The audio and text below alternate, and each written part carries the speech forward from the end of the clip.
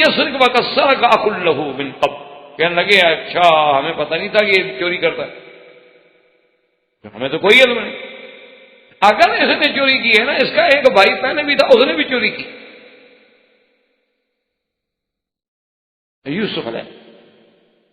یعنی اب اس پر بھی الزام لگا رہے ہیں۔ تو علماء نے لکھا ہے اس الزام کی اصل وجہ یہ تھی کہ حضرت یوسف علیہ السلام جو تھے اپنی خالہ کے پاس رہتے تھے، اور خالہ چاہتی تھی بالکل بھی عین ہی یہی واقعہ تھا کہ جیسے آج یوسف بنیامین کو رکھنا چاہتے ہیں، خالہ یوسف علیہ السلام کو رکھنا چاہتی۔ تو انہوں نے یہ کیا کہ حضرت اسحاق علیہ السلام کی پگڑی مبارک تھی تو وہ باندھ دی حضرت یوسف کی کمر کے نیچے، اور اوپر سے قمیض پہنوا دیا۔ اب وہ تو بچے تھے، ان کو کیا پتا کیوں باندھا جا رہا ہے۔ اور جب یوسف علیہ السلام گھر آ گئے تو وہ آ گئی حضرت یعقوب کے پاس کہ آپ کا بیٹا جو ہے وہ حضرت اسحاق علیہ السلام کی جو پگڑی ہمارے ہاں نسلن بعد نسلن چلی آ رہی ہے، اتنی متبرک پگڑی کہ وہ تو چوری کر کے لایا۔ تو جب ان کے کپڑوں کی تلاشی لی گئی تو وہ تو باندھا ہوا تھے، تو انہوں نے کہا کہ دیکھیں اب قانون یہی ہے کہ بھئی یوسف میرے حوالے کر، تو اپنے حوالے کر دی۔ تو وہ الزام انہوں نے لگایا کہ ان یسرق فقد سرق اخ له۔ اور بعض علماء یہ بھی کہتے ہیں کہ یوسف علیہ السلام چونکہ کریم تھے، سخی تھے، طبیعت میں سخاوت تھی، تو گھر والوں سے پوچھے بغیر جو ہے نا طعام لے کے باہر فقیروں کو کھلا دیتے، تو اس کو بھی انہوں نے چوری کے لفظ سے تعبیر کیا کہ ان یسرق فقد سرق اخ له من قبل۔ جب یوسف علیہ السلام نے سنا تو آپ بڑے خوش بھی ہوئے اور چھپا لی بات، ظاہر نہ کی کہ چلو کہنے دو ان کو جو کہنا چاہتے ہیں، ہمارا مقصد جو ہے وہ تو حل ہو رہا۔ اس کے بعد انہوں نے حضرت یوسف علیہ السلام سے درخواست کی کہ یوسف علیہ السلام ان له ابا شیخا کبیرا فخذ احدنا مکانہ، ان کا باپ جو ہے نا جی وہ بوڑھا آدمی ہیں، بزرگ ہیں، بڑی عمر کے ہیں، اور بہت ان کے لیے مسئلہ ہو جائے گا کہ ان کا بیٹا ان سے جدا ہو جائے، آپ مہربانی کریں۔ اصل میں یہ ہے کہ وہ ایک ماں سے دو بھائی ہیں اور باقی ہم الگ ماں سے ہیں، تو ہم میں سے آپ کوئی اور جو ہے اپنے پاس قید رکھ لیں اور اس کو چھوڑ۔ تو حضرت یوسف علیہ السلام نے فرمایا عجیب بات کرتے ہم کیوں بھائی معاذ اللہ ناخذ اللہ مجدنا متاع ہے، قانون یہ ہے کہ جس پر ہمارا سامان نکلے گا ہم اس کو لیں گے، اس کے علاوہ کسی کو کیوں لیں، ہم کیوں ظلم کریں۔ اور یوسف علیہ السلام تو روکنا بھی اپنے بھائی کو چاہتے تھے، ان کو کیوں روکے۔ اب جناب جب مایوس ہو گئے اور یوسف علیہ السلام بنیامین کو لے کے اپنے محل میں تشریف لے گئے، اب بھائیوں نے کہا کہ بھی کیا کریں۔ ان میں سے جو بڑا بھائی تھا جس نے پہلے بھی رائے دی تھی کہ یوسف علیہ السلام کو قتل نہ کیا جائے، اس نے کہا کہ دیکھو بھائی بات یہ ہے کہ ہم سے ابا نے بڑے بڑے قسمیں لی تھیں، وعدے لیے تھے، اور آج اللہ کی شان ہے کہ پھر ہم اسی مصیبت میں مبتلا ہو گئے، میں تو نہیں جاتا یار، میں تو یہی رہوں، میں کیا منہ دکھاؤں جا کے اپنے ابا۔ اب اس کا دو حل ہیں، یا تو میرے والد مجھے اجازت دے دیں کہ بھئی آپ لوگوں کا قصور نہیں ہے، میں نے تحقیق کر لی ہے، واپس آ جاؤ، یا پھر اللہ میرے لیے کوئی اور راستہ پیدا کریں کہ بنیامین مل جائے، بادشاہ کے دل میں رحم آ جائے، وہ چھوڑ دے، میں اس کو لے کے آؤں، ورنہ میں کہا ٹھیک۔ تو نے کہا سیدھی سی بات ہے کہ جب ہم جائیں گے تو آخر والد کو کیا کرنا، نے کہا کہ والد سے آپ کہیں کہ بھئی ہمارا کیا قصور ہے، ہم نے تو کوئی کوتاہی نہیں کی۔ لیکن قرآن مقدس نے یہاں جو لفظ ذکر کیا ہے اس سے اندازہ ہوتا ہے کہ یوسف علیہ السلام کے بھائیوں کے دل میں ابھی تک یوسف علیہ السلام اور بنیامین کے بارے میں یعنی دل صاف نہیں ہوئے تھے، غصہ ختم نہیں، کیونکہ کہتے ہیں ارجعوا الی ابیکم فقولوا یا ابانا ان ابنک سرق وما شہدنا الا بما علمنا وما كنا للغیب حافظین۔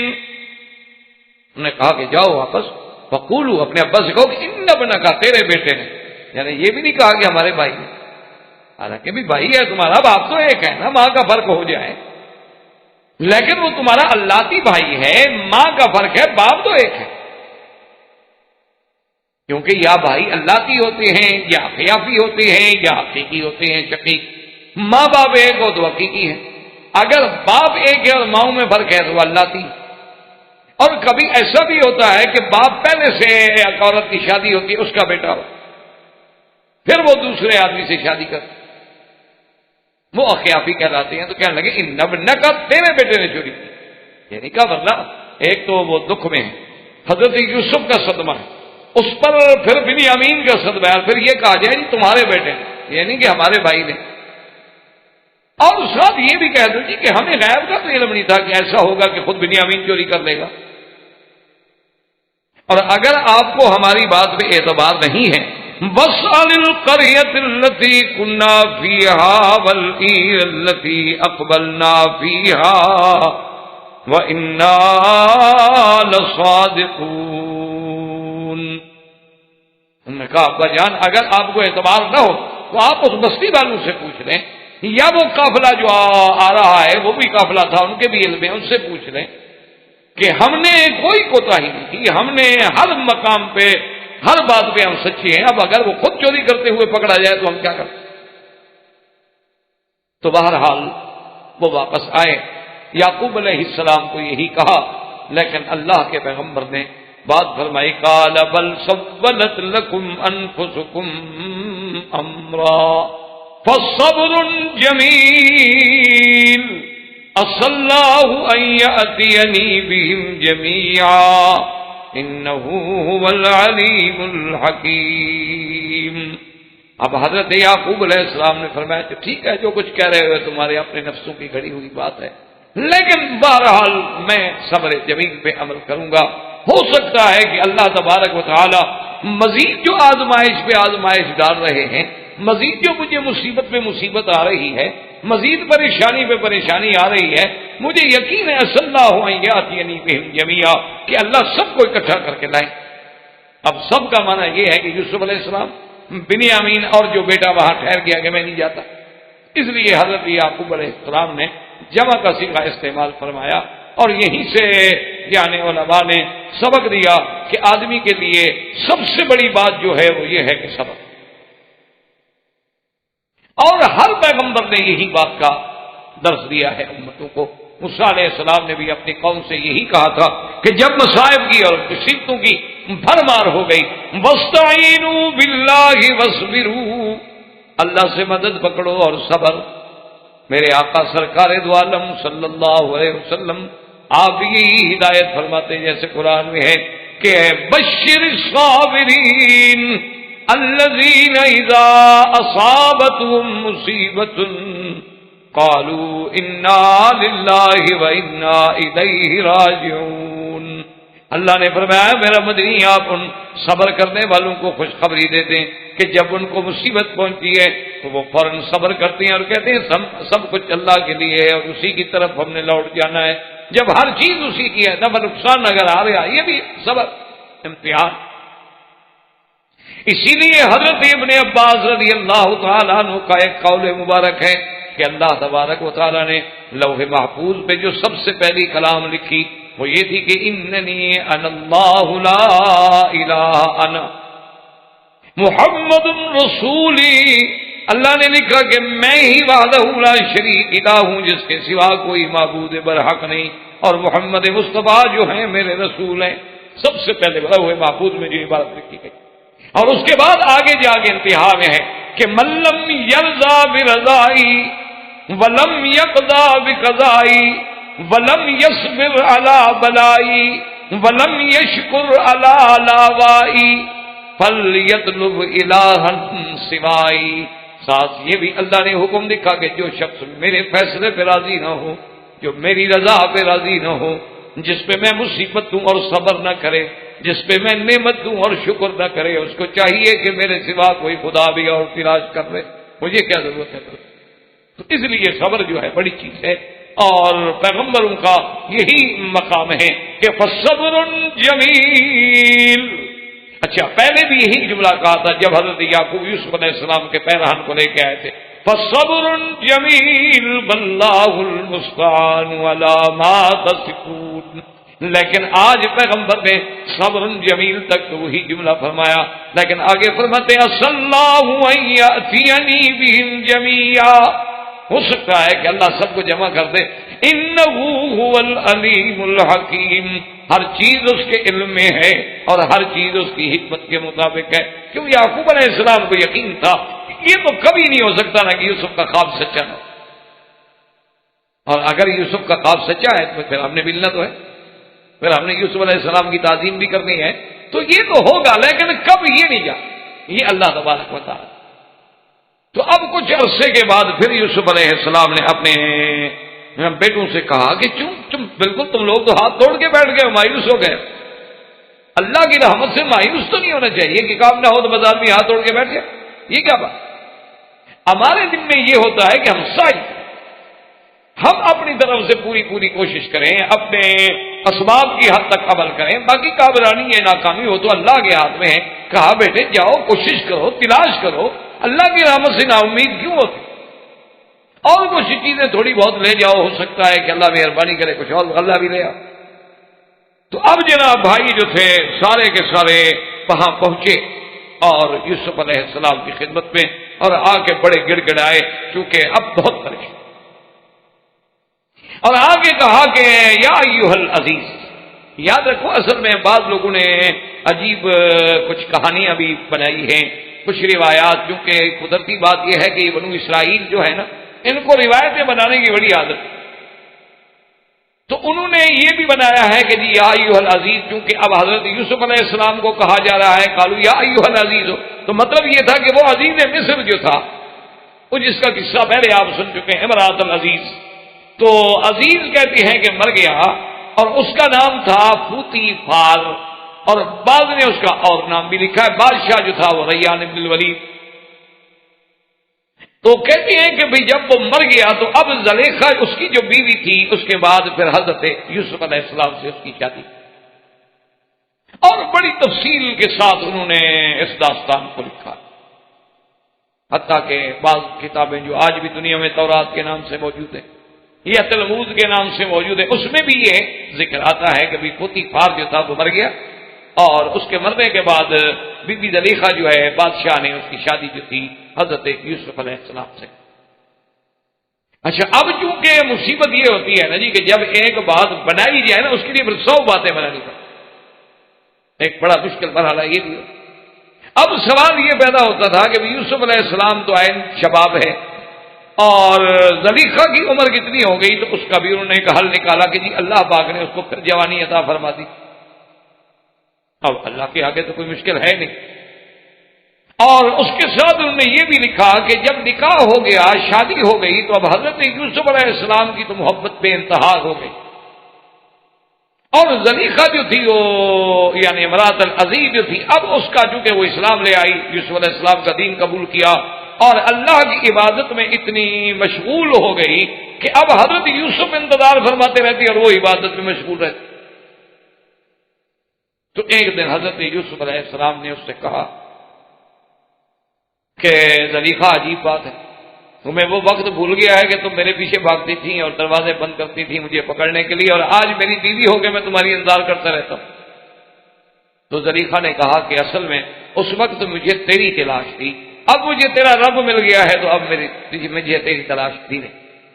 اور اسی لیے پھر انہوں نے اس کو یہ بھی لکھا کہ آدمی جب آدمی کو تلاش کرتا ہے تو ناکامیوں کا سامنا ہوتا ہے، اور آدمی جب اللہ کے ساتھ لو لگا لیتا ہے تو پھر وہ سب چیزیں جو ہے اس کو مل جاتی ہیں. لیکن اس واقعے کا قرآن نے کوئی ذکر نہیں کیا اور نہ احادیث رسول نے ذکر کیا. لیکن یہ عجیب بات ہوتی ہے، اتفاق ہے کہ جھوٹ جتنا ہونا مزیدار بڑا، یہ اتفاق. اور پھر لوگوں کو نعوذ باللہ ایسی باتیں، اچھا بہت سارے اچھے لوگوں نے بھی قصے بنائے.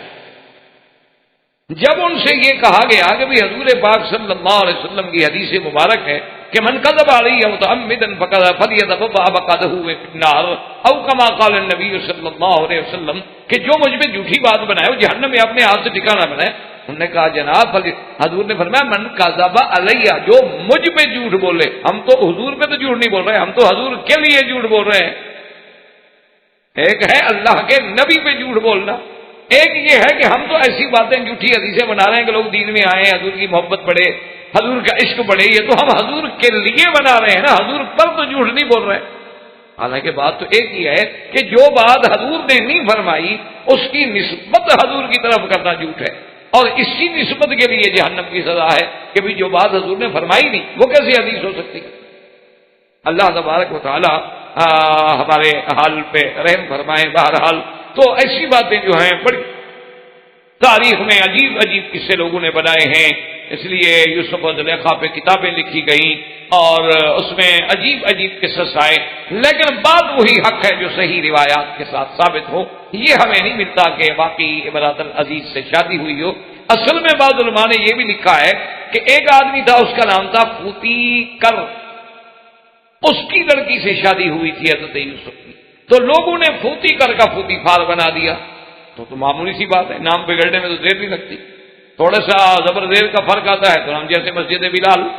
حضرت بلال کی مسجد، حضور نماز پڑھتے تھے کعبہ شریف میں اور بلال پڑھتے تھے پہاڑ پر، کوئی عقل کی بات ہے؟ لیکن لوگوں نے بنا دی، مشہور ہو گئی مسجد بلال۔ اصل میں کیا تھا؟ مسجد ہلال، کہ عرب والے جو تھے وہ پہاڑ پہ کھڑے ہو کے چاند دیکھا کرتے تھے، وہاں سے کھڑے ہو کے چاند صاف نظر آتا تھا۔ تو اب معمولی سی بات ہے کہ ہلال کی ہا کا جو نیچے تھا اس کو ذرا نقطہ بنا دیا تو بلال بن گئی، فرق کیا پڑتا ہے؟ بات بدلنے میں کوئی دیر تو لگتی ہے۔ تو بہرحال اصل قصہ یہ ہے کہ وہ نکاح ہونے کا کوئی ثبوت نہیں، نہ ہمارے پاس قرآن پاک نے ذکر کیا ہے اور نہ کسی حدیث رسول عربی صلی اللہ علیہ وسلم میں اس کا ذکر ملتا ہے۔ تو بہرحال اصل بات یوں سمجھیں کہ عزیز جو ہے یہ کوئی عہدہ نہیں۔ قرآن نے جو بار بار عزیز کا لفظ ہے، یہ ایسے ہے جیسے ہم کہتے ہیں نا اپنی زبان میں سرکار، جس کوئی بھی بڑا حاکم اس کو کہہ دیتے ہیں جی سرکار کا فرمان ہے، وہ سرکار کا حکم ہے جی، اور جی جو سرکار فیصلہ، یعنی ایک اعزاز کرا، جیسے کسی کو آنریبل کہتے ہیں آپ، تو یہ اعزاز ہے، یہ عہدہ نہیں۔ ایک ہوتا ہے کہ عہدہ ہو، ایک ہے کہ اعزاز ہے، یہ اعزاز تھا، عہدہ کوئی نہیں تھا۔ اب تو یوسف علیہ السلام ماشاءاللہ پوری امور سلطنت میں گویا کہ ان کا مکمل خط۔ قالوا یا ایھا العزیز مسنا واہلنا الضر وجئنا ببضاعة مزجاة فأوف لنا الكيل وتصدق علينا ان اللہ یجزی المتصدقین۔ اب بھائی آئے تو اب جناب وہ اکڑ چکڑ تو نکل گئی۔ اب تو وہ غرور اور وہ اکڑ کہنے لگے کہ اے مہربان عزیز مصر مہربانی کرو، ہم اور ہمارے گھر والے بالکل فاقوں پہ پہنچ گئے ہیں، ختم ہو گئے، اور ہم بہت معمولی سی چیز لے کے آئے ہیں، پونجی جو ہے ہماری اب تھوڑی رہ گئی ہے، اتنا پیسہ نہیں کہ ہم آپ کو صحیح معنی میں بدلہ دے سکیں۔ وَجِئْنَا بِبِضَاعَةٍ مُزْجَاةٍ، اگر آپ مہربانی کر کے یہ تھوڑی پونجی لے کے پورا غلہ ہمیں دے دیں تو یہ آپ کی عنایت ہوگی، آپ مہربانی کریں، ہم پہ صدقہ کر دیں۔ اللہ تبارک و تعالیٰ خیر کرنے والوں کو، خیرات کرنے والوں کو بدلہ دیتے ہیں۔ اب علماء نے یہاں بھی پیسے لکھی ہیں بھی انبیاء کے لیے تو صدقہ جائز نہیں ہوتا، اور انبیاء علیہ السلام تو ہدیہ تو قبول فرماتے ہیں لیکن صدقہ قبول نہیں فرماتے، اور اس پہ پھر جواب دیے ہیں کہ یہ ہمارے نبی پاک کے لیے تو تھا لیکن پہلے انبیاء علیہ السلام کے بارے میں ہمیں یہ بات نہیں ملتی۔ اصل میں بات یہ ہے کہ یہ ساری بحثیں بلا وجہ ہیں، ورنہ بات یہ ہے کہ صدقہ تو وہ ہوتا ہے جو بندہ خیرات مانگے۔ ایک بندہ جب پیسے دے کے کوئی چیز خریدنا چاہتا ہے وہ کون سا صدقہ ہے بھائی؟ وہ تو کہہ رہے ہیں کہ جی نا بضاعۃ مزجاۃ، یہ ٹھیک ہے کہ ہم پورے پیسے نہیں دے رہے تو رعایت کر دیں، تو یہ تو بھی خیرات نہیں ہوتی، اس لیے کہ ہم اس کے اوپر بحثیں کریں۔ اب جب یوسف علیہ السلام کو پتہ لگا کہ میرے ماں باپ وہاں بھوکے ہیں، فاقوں سے گزر ہو رہی ہے، اور اصل بات یہ ہے کہ اللہ کی منشا بھی ہو گیا کہ اب بات کھل گئی، ورنہ تو یوسف علیہ السلام چاہتے تو جیل سے بھی پیغام بھجوا سکتے، چاہتے تو جب مصر میں غلام بنے تھے اس وقت بھی پیغام بھجوا سکتے، اور چاہتے تو جب عزیز مصر کی بیوی ان کے لیے اپنی سب کچھ جانے قربان کرنے کے لیے تیار کھڑی تھی تو ان کو کہتے تھے کہ میرے والدین کو پیغام تو بھجوا دو کہ میں خیریت سے ہوں، تو کون سا مشکل مسئلہ تھا؟ لیکن اللہ کا منشا نہیں تھا تو کیسے خبر گئی؟ اللہ تبارک و تعالیٰ کا ارادہ نہ ہو، سارے وسائل بھی ہوں تو کام نہیں آتے، اور جب اللہ تبارک و تعالیٰ چاہتے ہیں اسباب بھی نہ ہوں تو کام خود بخود بن جاتے ہیں، امیدیں ختم ہو جاتی ہیں لیکن کام ہو جاتا ہے۔ اس لیے اب حضرت یوسف علیہ السلام قال هل علمتم ما فعلتم بيوسف واخيه اذ انتم جاهلون۔ حضرت یوسف علیہ السلام نے فرمایا اچھا تمہیں پتا ہے کہ تم نے یوسف اور اس کے بھائی کے ساتھ کیا کیا؟ اور مفسرین نے لکھا ہے کہ اب یوسف علیہ السلام نے اپنا جو تاج پہنے ہوئے تھے، وہ جو اپنا لباس پہنے ہوئے تھے، وہ بھی اتارا۔ اب جو ان کی نظر پڑی تو اب گھبرائے، کہ قالوا اِنَّكَ لَأَنْتَ یوسف، اچھا تم یوسف ہو؟ بعض علماء کہتے ہیں کہ ان کے سر پہ ایک نشان بھی تھا، اسی لیے حضرت یوسف علیہ السلام نے اپنا تاج اتارا کہ اس نشان کو دیکھ کے یہ یقین کر لیں کہ ہاں میں یوسف۔ قال انا یوسف وہذا اخی قد من اللہ علینا انہ من یتق ویصبر فإن اللہ لا یضیع اجر المحسنین۔ آپ نے فرمایا کہ بھائی ہو، باقی میں یوسف ہوں، یہ میرا بھائی بنیامین ہے، میں یوسف ہوں۔ اور سن لو، اللہ نے ہم دونوں پہ احسان کیا، اللہ نے مجھ پہ یہ مقام دیا، میرے بھائی کو بھی ملا دیا، اور میرے اللہ کا قاعدہ ہے کہ جو اللہ سے ڈرے اور جو صبر کرے مصیبتوں پہ، اللہ تبارک و تعالیٰ صبر کرنے والوں کو بدلہ دیتے ہیں اور زیادتی کرنے والوں کو رسوا کر دیتے ہیں۔ اب جناب جب حضرت نے بات کھول دی تو اب رو پڑے، کہنے لگے کہ مہربانی کرو ہمیں معاف، باقی ہم نے گناہ،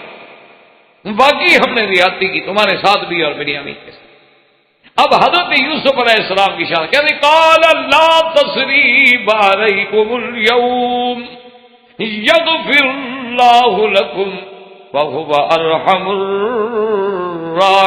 الراحمین۔ آپ نے فرمایا بھائیو آج کے بعد تم پہ کوئی الزام بھی نہیں، کوئی گلہ بھی نہیں، کوئی چوٹ نہیں، اللہ تمہاری بخشش کرے، وہی مہربان ہے، وہی رحم فرمانے والے۔ فوراً دعا بھی کر دی کہ یغفر اللہ لکم وہو ارحم الراحمین، اور میری طرف سے تم پہ کوئی تانا نہیں ہوگا۔ یہ ایسا قصہ ہے مبارک ہے جو عین مشابہ ہے اس قصے کو کہ جب سرکار دو عالم صلی اللہ علیہ وسلم کو اللہ نے مکہ فتح کرا دیا، آپ غالب ہو کر فاتح ہو کر مکے میں داخل ہوئے، قریش مغلوب ہو گئے، قیدی ہو گئے، پکڑے گئے، مارے گئے، سامنے آ کے کھڑے ہیں، اور حضور نے فرمایا قریش مکہ اب خود فیصلہ کرو تمہارے لیے کیا سزا تجویز کریں، اب بات کرو۔ اللہ اکبر، کہنے لگے اگر قریش تھے کچھ بھی ہوں سمجھدار تو تھے، کہنے لگے کہ ہم بھی ایک بھائی کے سامنے کھڑے ہیں، ٹھیک ہے کافر ہیں جو کچھ ہیں مشرک ہیں، لیکن آپ ہمارے اخ کریم ہیں، جو مناسب سمجھے، ہم نے واقعی غلطیاں تو کی ہیں۔ تو حضور نے فرمایا کہ اچھا اگر تم یہ کہتے ہو تو میں بھی وہی کہتا ہوں، کما قال اخی یوسف، جیسے میرے بھائی یوسف نے کہا تھا کہ لا تثریب علیکم اليوم جاؤ انتم الطلقاء، میں نے بھی تم سب کو آزاد کیا ہے، کوئی تم پر ملامت نہیں، کچھ نہیں، جہاں رہنا چاہتے ہو جانا چاہتے ہو رہو، اسلام لانا چاہتے ہو تمہاری مرضی، نہیں لانا چاہتے ہو نہ لے آؤ، میری طرف سے تم آزاد۔ تو عین وہی فیصلہ ہوا جو حضرت یوسف علیہ السلام نے کیا تھا، اور یہی شان پیغمبر۔ اب جب سب بھائی مل گئے اور سب نے آپس میں ملاقاتیں ہو گئی، اور اب تو وہ بادشاہ کے بھائی تھے، اب تو شاہی مہمان خانے میں ماشاءاللہ، لیکن سیدنا یوسف علیہ السلام پہ بڑی بات گراں گزر رہی تھی کہ ہم تو یہاں شاہی محلات میں ہیں اور ابا کے ساتھ، اور وہ نبی ہے، تو اس لیے انہوں نے کہا کہ میرے بھائیوں بات یہ ہے کہ اب اس مسئلے کو چھیڑیں، آپ ایسا کریں کہ جا کے ابا کو لیں۔ انہوں نے کہا باتوں بوڑھے ہو گئے، ان کی تو نظر مبارک بھی کمزور ہو گئی، آنکھیں سفید ہو گئی تمہارے فراق میں روتے روتے۔ انہوں نے کہا کوئی بات نہیں، ایسا کرو کہ اذهبوا بقمیصی ھذا فألقوه علی وجه ابی ابی یأتی بصیرا وَأَتُونِي بِأَهْلِكُمْ أَجْمَعِينَ۔ حضرت یوسف نے فرمایا کہ یہ میں قمیص دیتا ہوں، یہ لے جاؤ حضرت یعقوب علیہ السلام کی خدمت میں، اور جا کے آپ کے چہرے سے لگاؤ، اس کی برکت سے اللہ ان کو آنکھیں عطا فرما دیں گے، اور پھر تم سب گھر والوں کو لے کے آؤ میرے پاس۔ اب اس قمیص کے بارے میں بھی روایات جو ہیں مختلف ہیں۔ بعض روایات میں ہے کہ جب سیدنا ابراہیم الخلیل علیہ السلام کو آگ میں ڈالا گیا تو سیدنا ابراہیم الخلیل علیہ السلام کا لباس اتارا گیا اور بغیر لباس کے ان کو آگ میں ڈالا گیا، اور جب اللہ نے حکم دیا آگ کو کہ یا نار کونی بردن وسلام علی ابراہیم، تو اللہ نے جنت کا لباس بھی بھیجا ابراہیم علیہ السلام کے پاس، تو جنت کا وہ قمیص جو آپ نے پہنا تھا وہی قمیص پھر حضرت اسحاق کے پاس آیا، پھر حضرت اسحاق سے یعقوب علیہ السلام کے پاس آیا، حضرت یعقوب نے پھر یوسف علیہ السلام کو دیا، تو وہ اس کو بنا کے چھپا کے ایک نلکی سی بنا کے محفوظ کر کے رکھا جاتا تھا تاکہ کسی کو نہ جائے، تبرک ہے اور جنت کا کپڑا۔ اور جنت کی اس نعمت کی صفت یہ تھی کہ جس چیز پر بھی اس کو ڈال دو وہ ٹھیک ہو جاتی تھی، اندھے پہ ڈال دو ٹھیک ہو جائے گا، اور برس والے پہ ڈال دو ٹھیک ہو جائے گا، کیونکہ جنت کی نعمتوں کے یہ اثرات ہیں کہ جنت میں ہے ہی حیات، موت تو آنی نہیں۔ اسی لیے قرآن پاک میں آتا ہے،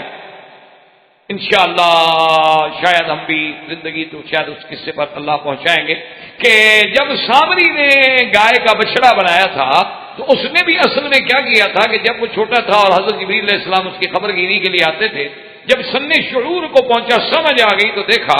کہ بھئی جبریل علیہ السلام جو ہیں جس گھوڑی پہ سوار ہیں، اس کو تو پتہ نہیں تھا کہ جبریل ہیں، وہ تو انسانی شکل میں تھے۔ دیکھا کہ جہاں جہاں وہ گھوڑی جو ہے قدم اٹھاتی ہے رکھتی ہے، نیچے کی چیزیں جو ہے سبز ہو جاتی، خشک گھاس سبز ہو گئی، خشک پتیاں سبز ہو گئی، تو اس نے وہ مٹی چھپا کے اپنے پاس رکھ دی۔ اب جب سونے کا بچڑا بنایا تو اس میں وہ مٹی بھی ڈال دی، مٹی ڈالی تو وہ جناب جسد لہو خوار، اس سے تو آوازیں شروع ہو گئی گائے کی، وہ زندہ ہو گیا۔ تو اس لیے علماء نے لکھا ہے کہ جنت کی چیز ہی ایسی ہے کہ اللہ یموت فیہا ولا یحیا، وہاں تو کافر کے لیے بھی موت نہیں ہوگی، اور چیزیں ایسی ہوں گی کہ کبھی پوسیدہ نہیں ہوں گی، فنا نہیں ہوں گی۔ تو دراصل یہ وہی کبھی سے مبارک تھا جو محفوظ رکھا۔ اور اسی طرح یعنی علماء نے لکھا ہے کہ آپ قصہ یوسف علیہ السلام پہ اگر نظر ڈالیں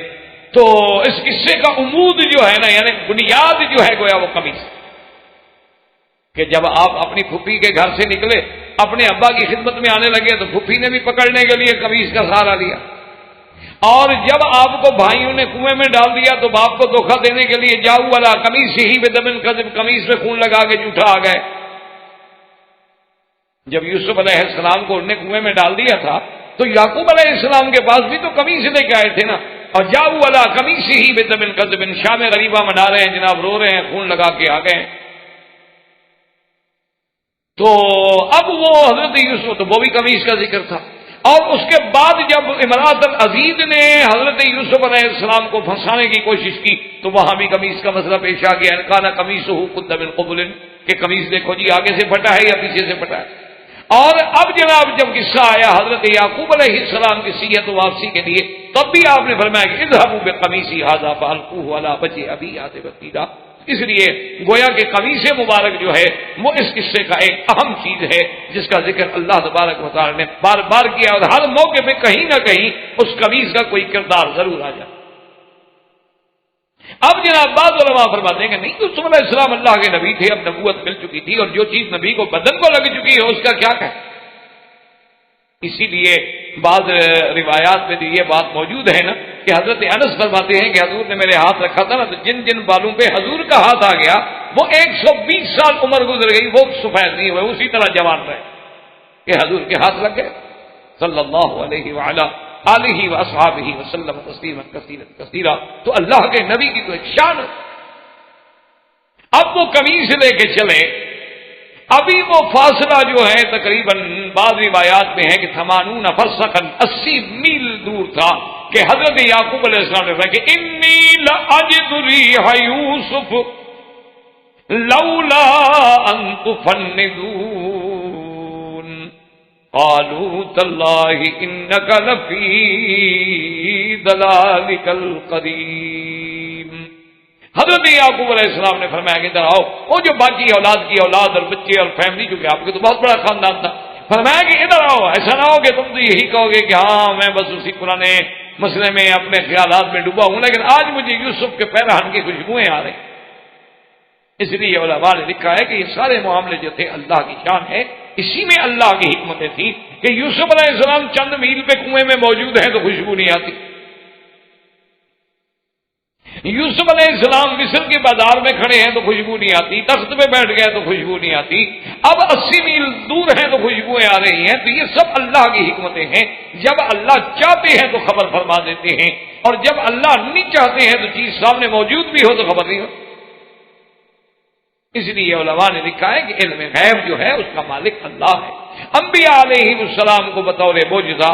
اولیاء اللہ کو بطور کرامت و کشف، کبھی کبھی اللہ چاہتے ہیں تو علم عطا فرما دیتے، کھول دیتے،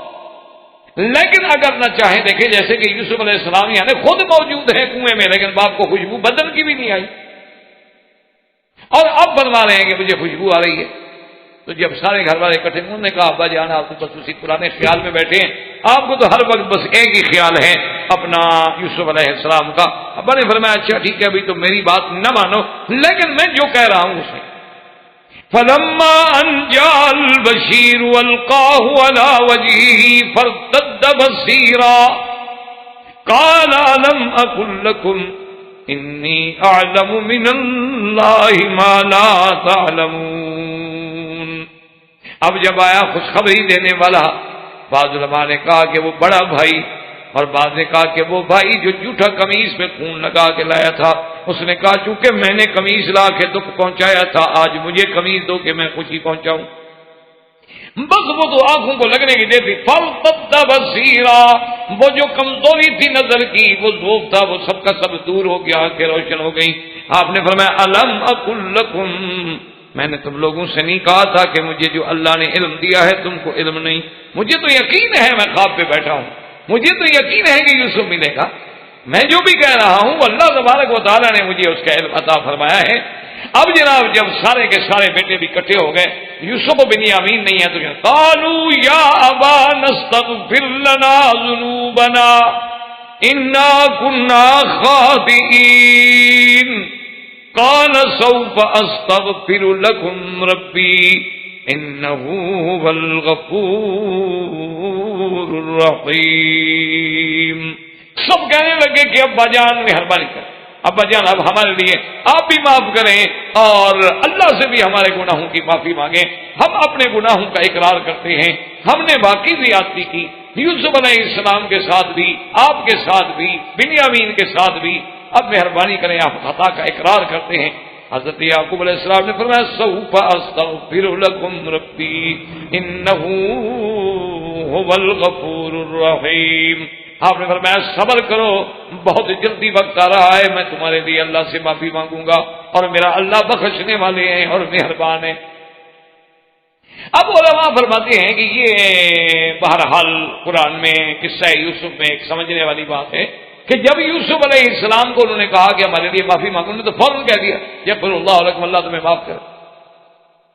لیکن جب ابا سے کہا کہ مہربانی کر کے ہمارے لیے معافی مانگے، ہم خطاؤں کا اقرار کرتے ہیں، انہوں نے فوراً نہیں مانگی، انہوں نے کہا اب مانگوں گا لیکن صبر۔ تو انہوں نے کہا اس کی کیا وجہ تھی کہ بھئی حالانکہ شفقت اور برداشت اور شفقت اور رحمت اور رافت جو ہے وہ تو سب سے زیادہ یعقوب علیہ السلام میں تھی، لیکن یوسف علیہ السلام نے تو فوراً دعا کر دی۔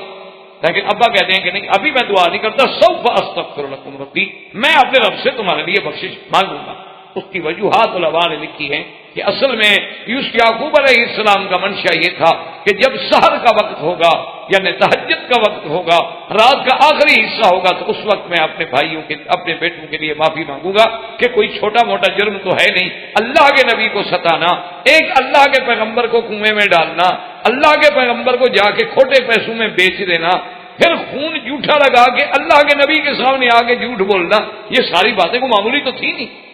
اس لیے انہوں نے کہا کہ میں تمہارے لیے اپنے اللہ سے بخشش مانگوں گا۔ تو مفسرین کرام فرماتے ہیں کہ آپ کا منشا مبارک یہ تھا کہ میں وقت سحر مانگوں گا، کیونکہ وقت سحر ایسا ہوتا ہے کہ ینزل ربنا تبارک و تعالی، اللہ عرش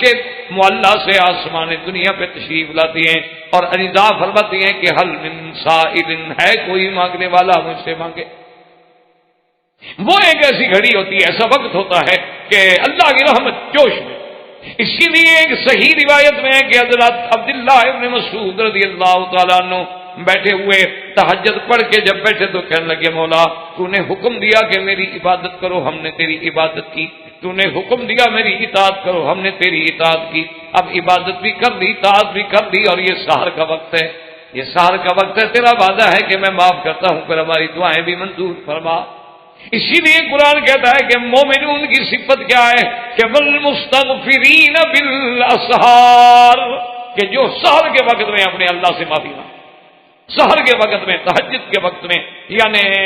سدس الاخیر میں، یعنی اگر رات جو ہے نا جی 12 گھنٹے کی ہے، 10 گھنٹے کی، 8 گھنٹے کی، اس کو 6 حصے میں تقسیم کر دے، جو آخری حصہ ہے وہی آپ سب سے زیادہ اللہ کی رحمت کا اور استجابت کا اور مستجاب ہونے کا سب سے بڑا وقت ہے۔ اس لیے علماء کہتے ہیں کہ حضرت یعقوب علیہ السلام نے فرمایا کہ سوف استغفر لکم ربی، میں تمہارے لیے مانگوں گا لیکن صبر۔ اور بعض علماء نے اس کا ایک اور وجہ لکھی، انہوں نے کہا بات یہ ہے کہ جب یوسف علیہ السلام سے انہوں نے کہا کہ بھئی ہمارے گناہ معاف کر دو، تو یوسف علیہ السلام نے معاف کر دی، ان کا تو ذاتی مسئلہ تھا، معاف کر سکتے، ان کو ستایا گیا تھا، تو جس کو تکلیف پہنچائی جائے اس کو تو معاف کرنے کا اختیار۔ لیکن جب انہوں نے یعقوب علیہ السلام سے کہا تو یعقوب علیہ السلام کو تو ابھی پتہ نہیں ہے کہ یوسف نے معاف بھی کیا ہے کہ نہیں کیا، بنیامین نے بھی ان کو معاف کیا ہے کہ نہیں کیا۔ اسی انہوں نے کہا کہ میں بخشش مانگوں گا، پہلے میں تسلی تو کر لوں کہ جن کے تم مجرم ہو انہوں نے معاف کیا ہے کہ نہیں کیا۔ اس لیے حضرت یعقوب علیہ السلام نے فرمایا کہ سوف استغفر لکم ربی، صبر کرو انشاءاللہ آنے والے وقت میں میں تمہارے لیے بخشش مانگوں گا اور میرا مولا جو ہے بڑے مہربان۔ اچھا، اسی میں ایک اور بات جو ہے اس پر بھی علماء نے بڑی بڑی ابحاث لکھی ہیں کہ بھئی یوسف علیہ السلام اب ساری بات بھی کھل گئی، اب تو کوئی راز نہیں رہا، اب تو بنیامین مل گیا، بھائی مل گئے، ان کو یوسف کا پتہ لگ گیا، تو خود قمیص تو بھجوا رہے ہیں لیکن خود کیوں نہیں گئے والد کو ملنے کے لیے؟ یعنی کہتے ہیں کہ قمیص باتونی بأہلکم اجمعین، تم سب کو لے کے آؤ۔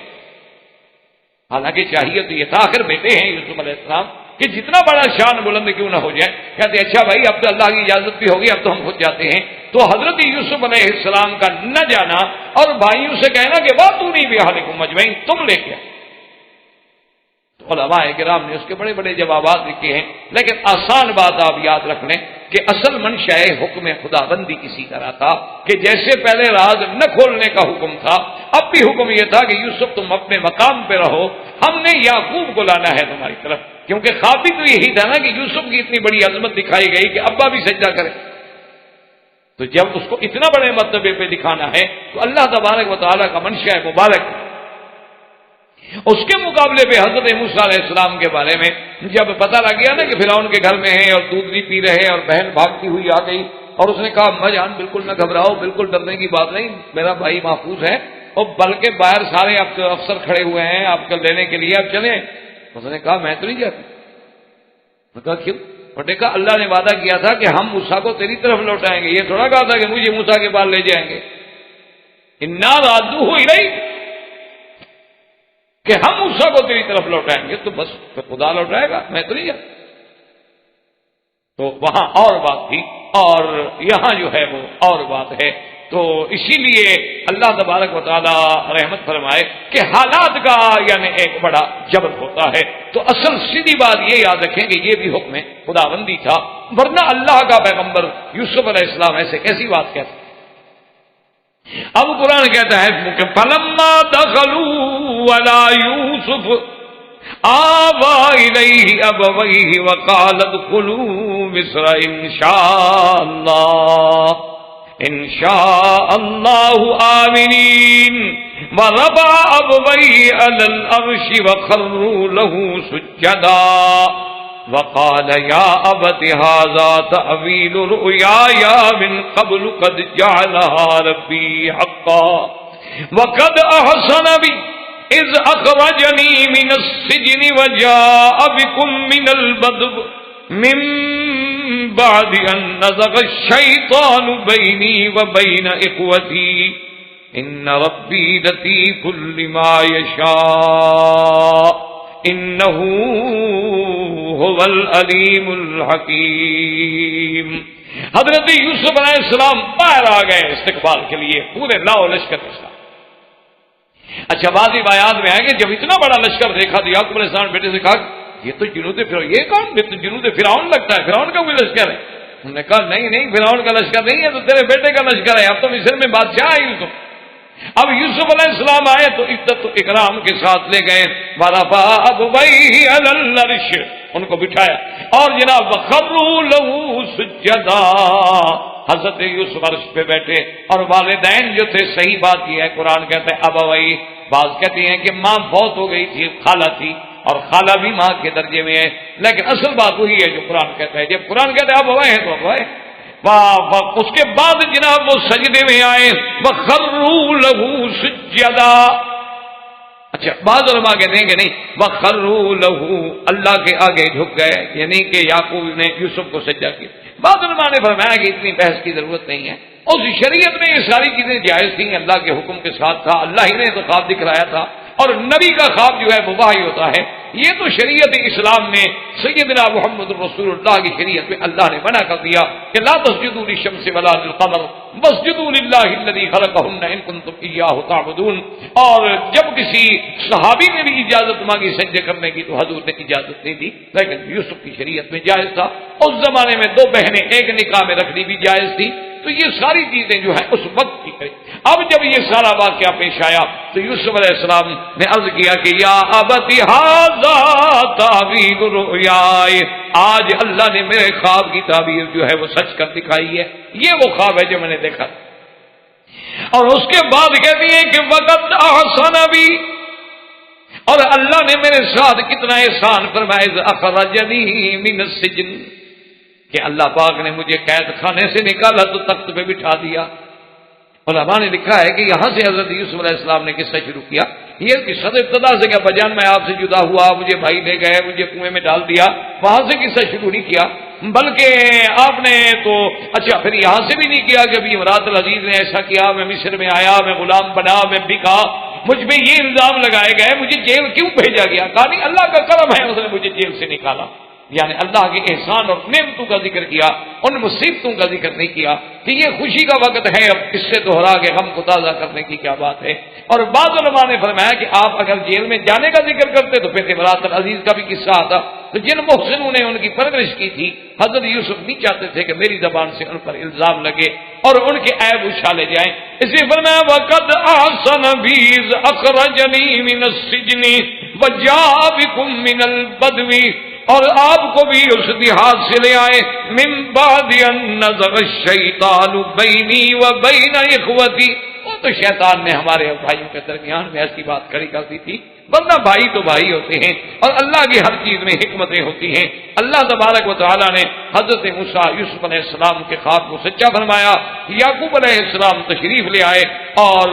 اسی لیے اللہ نے فرمایا کہ ذالک من انباء الغیب نوحی الیک وما کنت لدیہم اذ اجمعوا امرهم وهم یمکرون وما اکثر الناس ولو حرصت بمؤمنین۔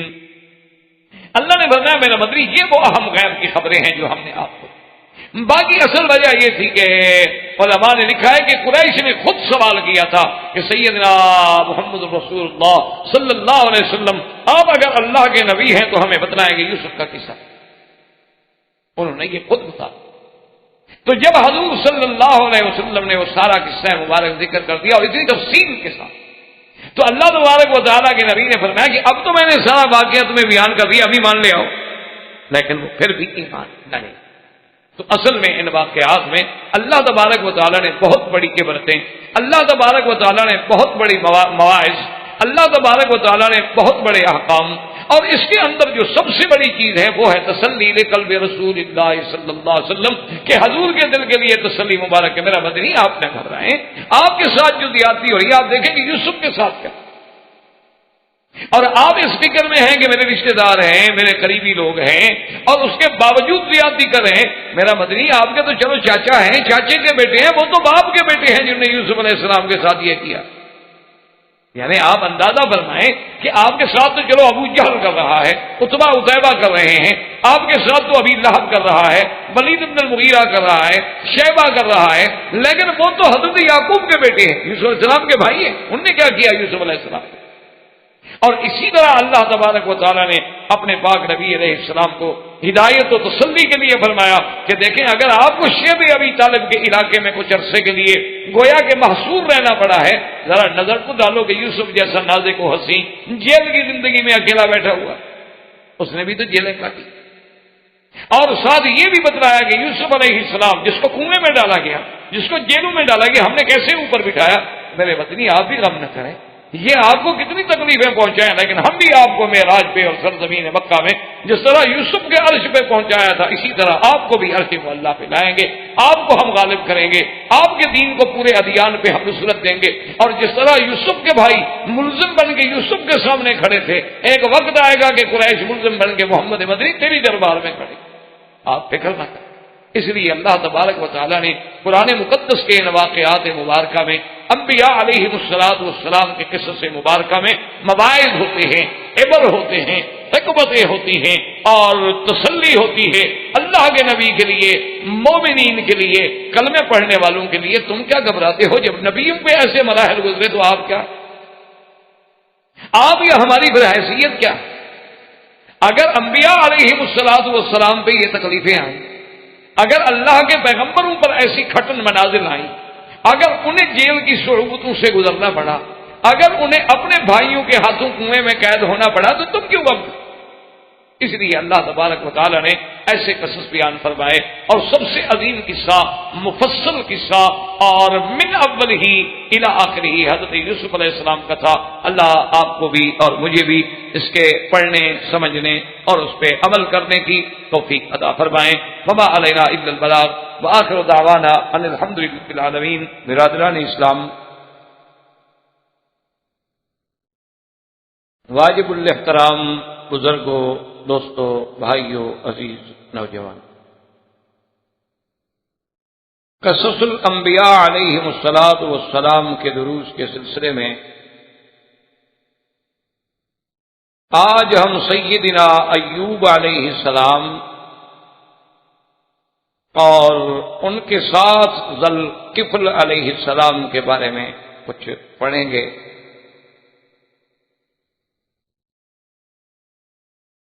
سیدنا ایوب علیہ السلام جو ہیں یہ بھی اللہ کے نبی ہیں،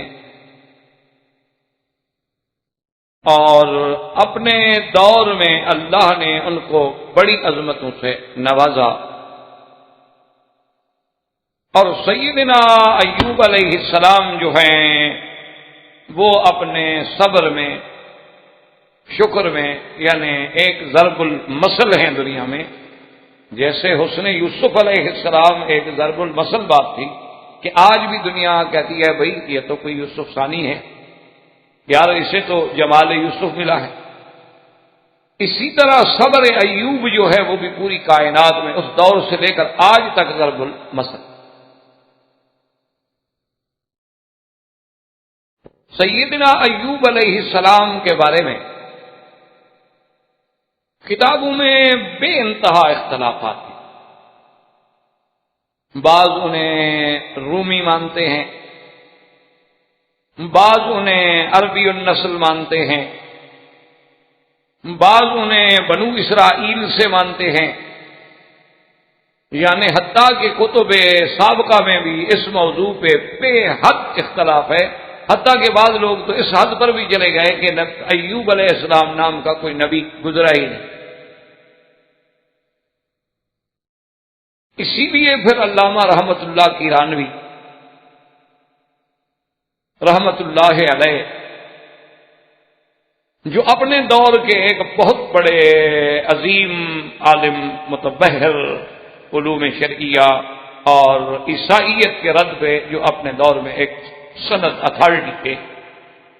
اور جن کی کتاب اظہار الحق بہت عظیم اور علمی اور تاریخی اور فکری کتاب ہے۔ اب تو ماشاءاللہ اس کے اردو اور انگریزی اور فرانسیسی ہر زبان میں بھی تقریباً تراجم آ چکے ہیں۔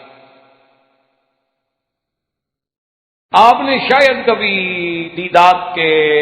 پروگرام دیکھے ہوں جو ہیں جنوبی افریقہ سے، جن کا تعلق، اب تو بیچارے مریض ہیں، صاحب خراش ہیں، عیسائیت میں ان کے شاید آپ نے کبھی پروگرام ویڈیو پہ اس طرح انداز سے دیکھے ہوں، تو آپ یہ اندازہ کریں کہ یہ دیدات صاحب جو ہیں یہ صرف اسی کتاب کو پڑھ کے ہی اتنا بنے، اس کا کتنا بڑا علم ہوگا اسے۔ تو انہوں نے بھی تحقیق کی ہے، اور بیلی نے جو اعتراضات کیے ہیں سیدنا ایوب علیہ السلام پر، اس کا انہوں نے باقاعدہ جواب دیا ہے۔ اور سب سے افضل بات یہ سمجھیں کہ ہم باقی کتابوں کی طرف تو اس وقت جائیں نا کہ جب ہمارے پاس اپنا مرجع نہ ہو۔ اللہ نے قرآن مقدس میں جہاں ذکر فرمایا ہے تو اس آیات مبارک کے ضمن سے یہ بات ہمیں صاف معلوم ہوتی ہے کہ حضرت ایوب علیہ السلام کا تعلق جو ہے وہ سیدنا ابراہیم الخلیل علیہ السلام کی اولاد سے ہے اور آپ حضرت اسحاق کی اولاد سے۔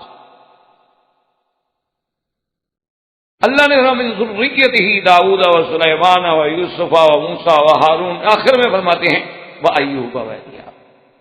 تو ذریت ہی کا ضمیر جو ہے وہ سیدنا ابراہیم علیہ السلام کی طرف راجع۔ تو جب ہمیں قرآن پاک سے روشنی مل جائے تو پھر ہمیں کسی اور چیز کی ضرورت باقی نہیں رہتی۔ سیدنا ایوب علیہ السلام نبی ہیں اور اللہ نے ان کو صبر اور شکر کا اور سخاوت کا اور مظلوموں اور غریبوں سے مواسات و ہمدردی کا اتنا بڑا جذبہ دیا تھا کہ اگر آپ کو پتہ لگ جاتا کہ محلے میں کوئی بھوکا ہے، جب تک اسے کھانا نہ کھلاتے آپ نہیں کھاتے۔ اگر انہیں پتہ لگ جاتا کہ ہمارے اس شہر میں کوئی ایک آدمی ہے، ایک گھرانہ ایسا ہے جن کے پاس کپڑا نہیں ہے، تو آپ اسی وقت بے چین ہو جاتے جب تک کہ انہیں کپڑے نہ پہنچائیں۔ اور اللہ نے حضرت ایوب علیہ السلام اپنے وقت کے صدیق بھی کہلاتے، ہر بات میں سچے۔ اور سیدنا ایوب علیہ السلام کو اللہ نے بے انتہا نوازا تھا، یعنی عزت سے، اقتدار سے، مال سے،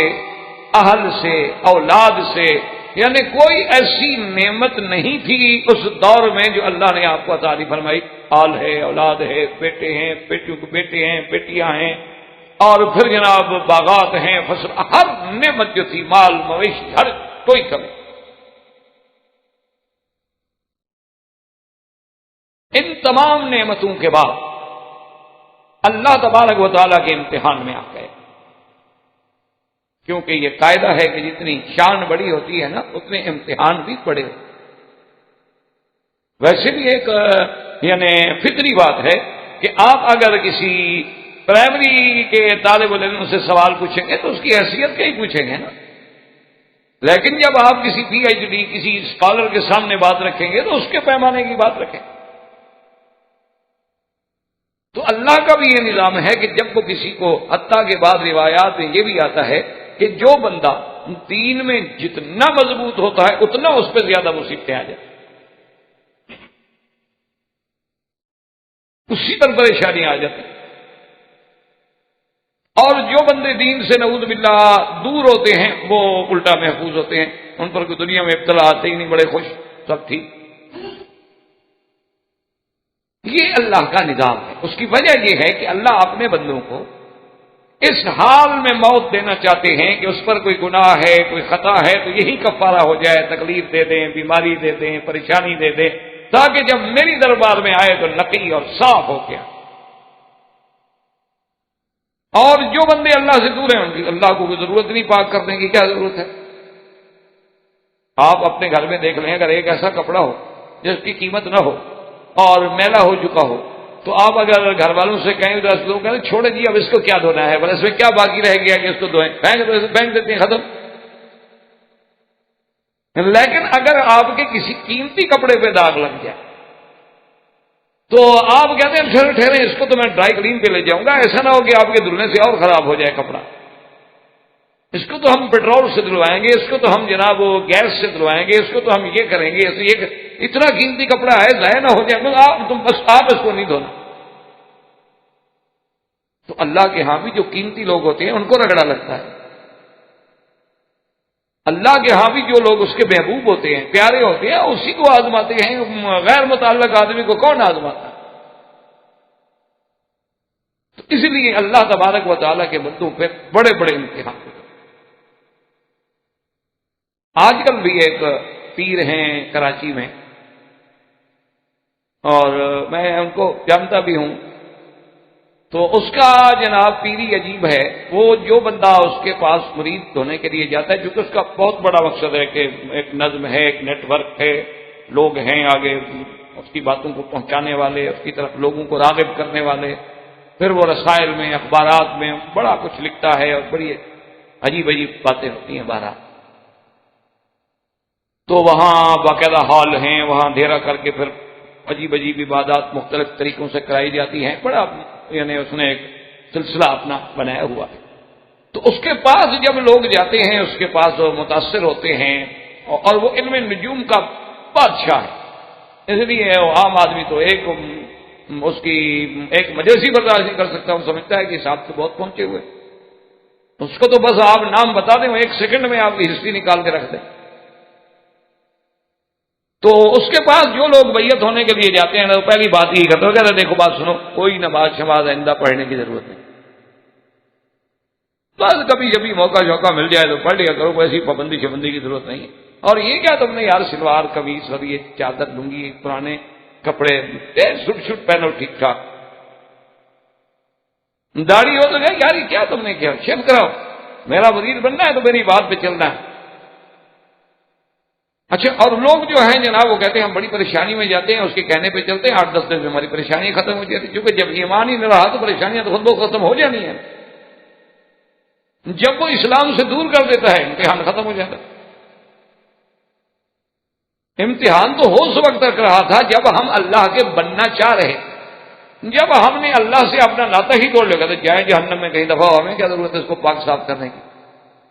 لوگ سمجھتے ہیں ہمارا کام ہو گیا، مرشد نے ہمارا مسئلہ حل کر دیا.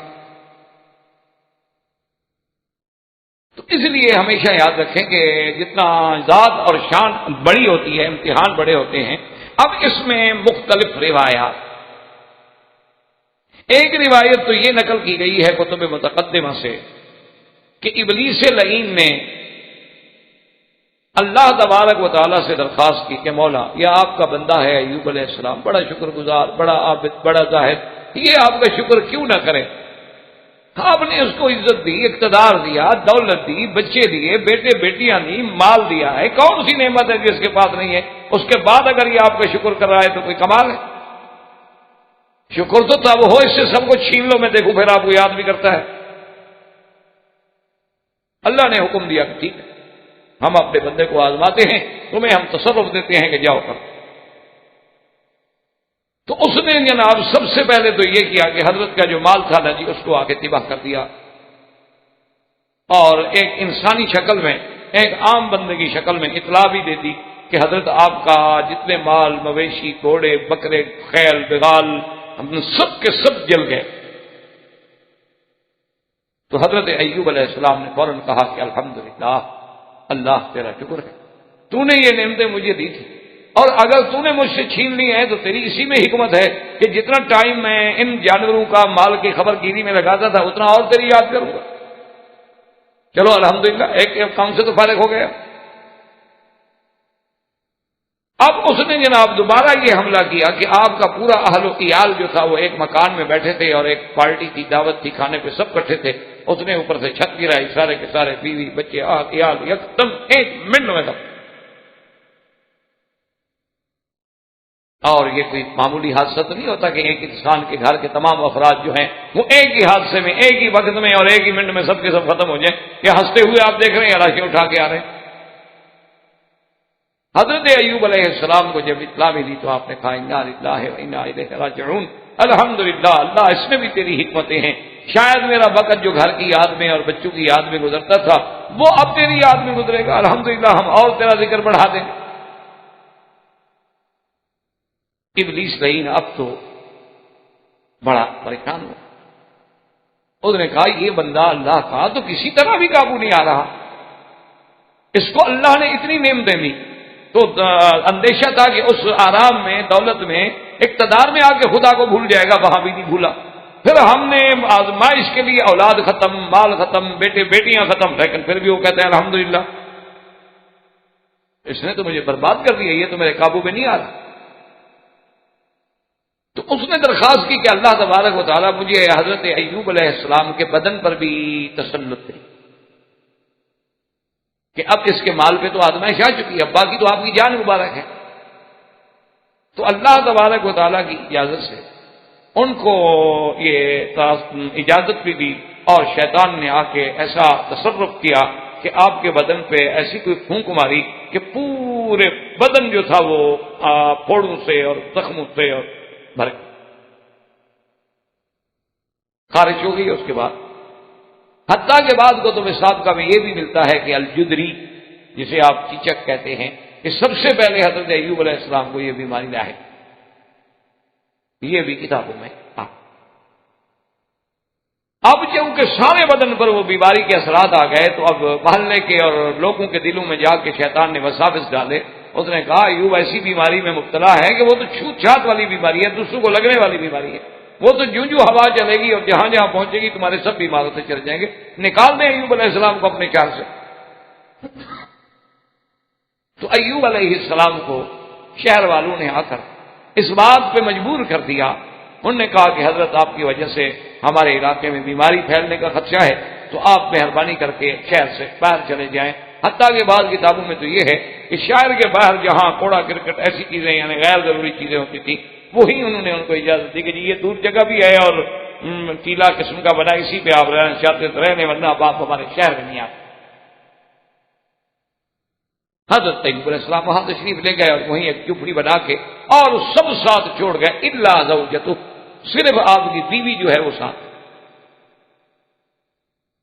اب حضرت ایوب علیہ السلام کی بیوی کے بارے میں بھی اکثر اقوال یہ ہیں کہ وہ حضرت یوسف علیہ السلام کے بیٹے کی بیٹی جو آپ کی بیوی، اور اس کے نام میں بھی اختلاف ہے، بعض کہتے ہیں کہ اس بیوی کا نام لیا تھا اور بعض کہتے ہیں کہ اس بیوی کا نام جو ہے رحمہ تھا، اور بعض روایات میں یہ بھی آیا ہے کہ جب زلیخا کے ساتھ امراۃ العزیز کے ساتھ حضرت یوسف علیہ السلام کی شادی ہوئی تو آپ کی دو اولادیں ہوئیں، ایک لڑکا اور ایک لڑکی۔ لڑکے جو تھے بشر، ان کا بیٹا جو تھا وہ تو ایوب نبی بنے، اور آپ کی بیٹی سے جو بیٹی ہوئی تو وہ حضرت ایوب کی آ کے بیوی بنی۔ تو بعض کتب سابقہ میں یہ باتیں بھی ہمیں حضرت ایوب علیہ السلام میں، کیونکہ سفر ایوب یا صحیفہ ایوب کے نام سے بہت بڑی کتابیں سابقہ کتب میں ملتی۔ اب اس بیماری کے اثرات کی وجہ سے سب نے ساتھ چھوڑ دیا،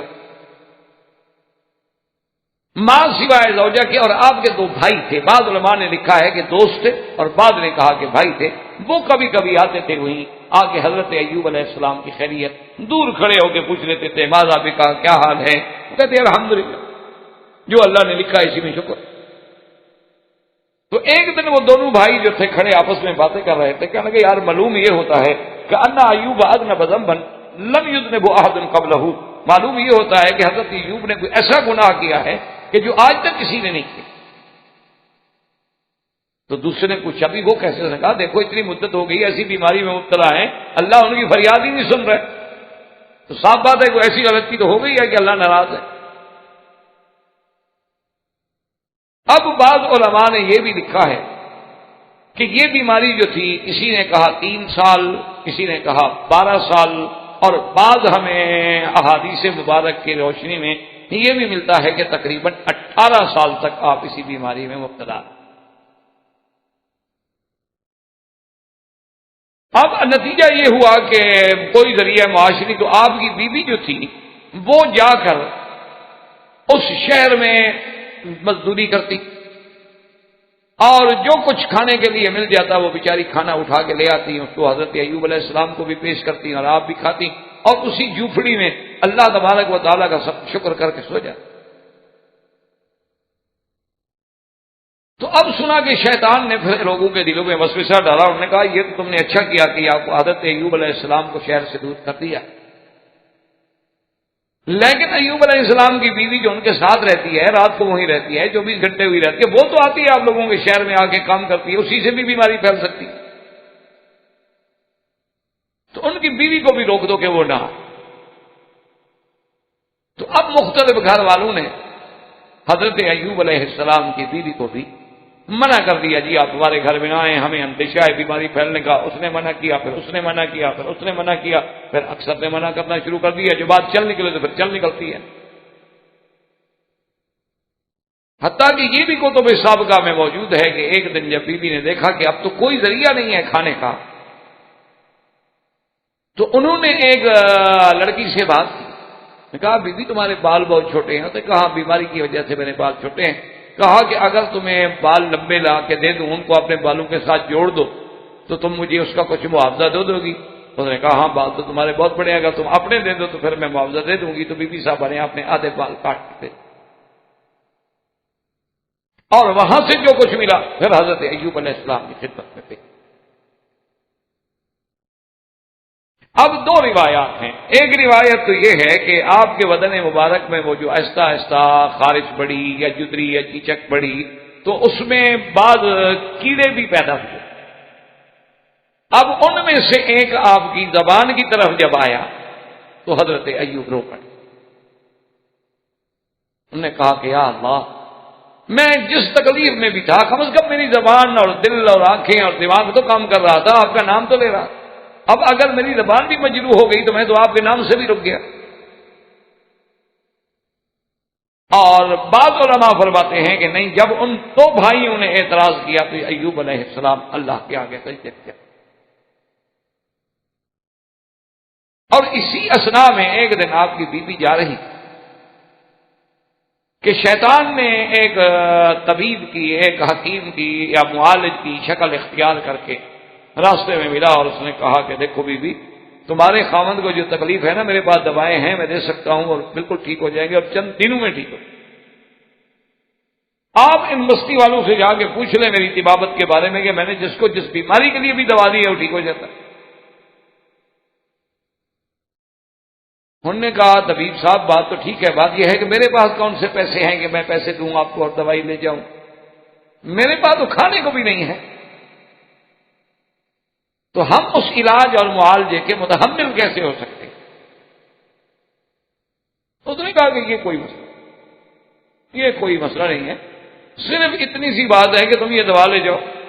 اور جب وہ دوا کریں اور دواؤں کے بعد آپ کا شوہر ٹھیک ہو جائے تو پھر تمہیں یہ عقیدہ یہ رکھنا ہوگا کہ اس کو شفا میں نے دی، میرے علاج سے ٹھیک ہوا ہے۔ اور بعض روایات میں یہ ہے کہ اس نے کہا کہ تم ایسا کرو کہ حارث کے نام کی ایک منت بھی ساتھ مان لو، علاج بھی لے جاؤ اور حارث کی منت بھی مان لو۔ اور اس نے کہا عجیب بات بھی ہے طبیب صاحب کی، اور دوائیں تو تم نے مہربانی کر کے ہمیں مفت دے دی، منت مان لے، ہمارے پاس روٹی کھانے کو نہیں، اس پہ ہم کیا کریں گے؟ منت جو مان لوں کیا کھلاؤں کیا پکاؤں، کچھ تو ہو نہ دینے کے لیے۔ اس نے کہا یہ بھی کوئی مسئلہ نہیں، ایسا کریں یہ مکھیاں جو اڑ رہی ہیں یہ تو مفت ہیں، ایک مکھی پکڑ کے حارث کے نام پہ تم چڑھا دو، یہ بھی ایک چیز ہے، ایک منت ہی ماننی، حارث کو کیا ضرورت ہے تمہاری چیزوں کی، بکرا ہو یا دمبا ہو یا بکری ہو یا پکی ہو۔ انہوں نے کہا اچھا یہ تو آسان کام۔ تو دوائیں لے کر اور یہ سارا مشورہ لے کر جب ایوب علیہ السلام کی خدمت میں آئیں اور انہیں آگے بتلایا کہ ایسا ایسا بندہ تھا اور ایسی شکل تھی اور ایسی بڑا ہی کوئی ہمدرد اور بڑا ہی خیر خواہ، اور اس نے یہ دوائیں بھی مفت میں دے دی، اور شرط بھی عجیب سی رکھی ہے کہ حارث کے نام کی منت ماننی، میں نے وعدہ کر لیا کہ مانیں۔ حضرت ایوب علیہ السلام نبی تھے، جوش میں آ گیا، فرمایا تمہیں پتا ہے حارث کون ہے؟ تو شیطان تھا، تم اللہ کو چھوڑ کے غیر اللہ کی منت مانو گی، یہ تو شرک ہے، اور نبی کی بیوی ہو کر مجھے شرک کا سبق پڑھا رہی ہو۔ لو آفانی اللہ، اگر اللہ نے مجھے صحت دی تو میں تمہاری پشت پہ 100 کوڑا تھا۔ تو بہرحال ان تمام واقعات کے بعد ویسے تو حضرت ایوب علیہ السلام ہر وقت ہی اللہ سے معافی مانگتے تھے، لیکن پھر طبیعت میں ایسا غم آیا، تضرع آئی، زاری آئی کہ آپ فوراً سجدے میں گرے، اسے کہا یا اللہ ما ارفع راس، یا اللہ اب تو میں سجدے سے سر اٹھاؤں گا نہیں حتی یکشف بی غمن، جب تک کہ آپ میری یہ بیماری اب دور نہ فرما دیں۔ اب اس مقام پہ آ گیا کہ میرے گھر کے اندر بھی شیطان وساوس ڈال کے میری بیوی کو بھی شرک پر اکساتا ہے۔ تو اب حضرت ایوب علیہ السلام نے اللہ کے دربار میں رونا شروع کی، اور یہ قاعدہ ہے کہ جب یہ تو ٹھیک ہے کہ ہر چیز کا ایک وقت مقرر ہے، لیکن جب آدمی دل سے اللہ کے آگے روتا ہے اور رحمت کی گھڑی بھی نصیب ہو جائے تو پھر دیر نہیں لگتی، مشکلات حل ہو۔